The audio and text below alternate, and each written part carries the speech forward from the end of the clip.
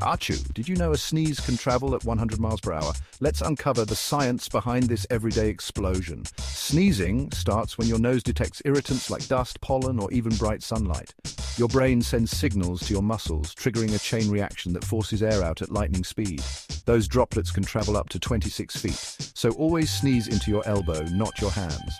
Oh, and sneezes are contagious. Just watching someone sneeze can trigger your own nose to react. Did you learn something new? Share this video to spread knowledge, not germs.